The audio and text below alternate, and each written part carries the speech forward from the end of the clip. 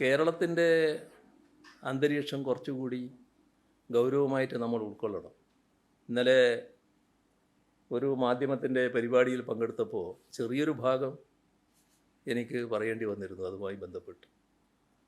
കാരണം കേരളീയ സമൂഹത്തിൻ്റെ ഒരു പ്രത്യേകത എല്ലാ കാലത്തും വർഗീയതയെ പൂർണ്ണമായി അകറ്റി നിർത്തിയിരുന്നു എന്നുള്ളതാണ്. പക്ഷേ ഇവിടെ കോൺഗ്രസ് മതനിരപേക്ഷതയൊക്കെ പറയുമെങ്കിലും 4 വോട്ടിനു വേണ്ടി ഏത് വർഗീയതയുമായി കൂടിച്ചേരുന്നതിന് മടി കാണിച്ചിരുന്നില്ല. തൽക്കാലം വോട്ട് പോരട്ടെ എന്ന നിലപാടാണ് അവർ സ്വീകരിച്ചിരുന്നത്. അതിൻ്റെ ഭാഗമായാണ്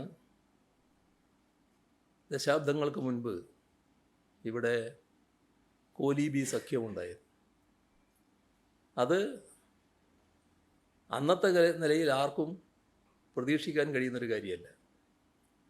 പക്ഷേ വടകര ലോക്സഭാ മണ്ഡലത്തിലും ബേപ്പൂർ അസംബ്ലി നിയോജക മണ്ഡലത്തിലും കോലീബി സഖ്യമുണ്ടാക്കി. അതിലൂടെ BJPക്ക് അഭിമതരായ ആളുകളെ നിയമസഭയിലേക്കും പാർലമെൻറ്റിലേക്കും എത്തിക്കാനായിരുന്നു ഉദ്ദേശിച്ചത്. പക്ഷേ കേരളീയ സമൂഹം വലിയ ജാഗ്രത വർഗീയതയ്ക്കെതിരെ പുലർത്തുന്നൊരു കാലമായതുകൊണ്ട് തന്നെ ആ നീക്കം ഫലവത്തായില്ല.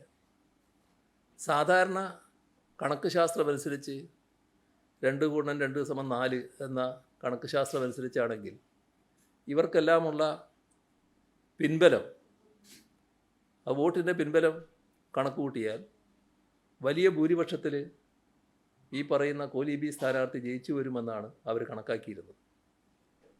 പക്ഷേ ആ കണക്ക് ശാസ്ത്രമല്ല, ജീവനുള്ള മനുഷ്യനാണല്ലോ ഇതിന് പ്രതികരിക്കേണ്ടത്.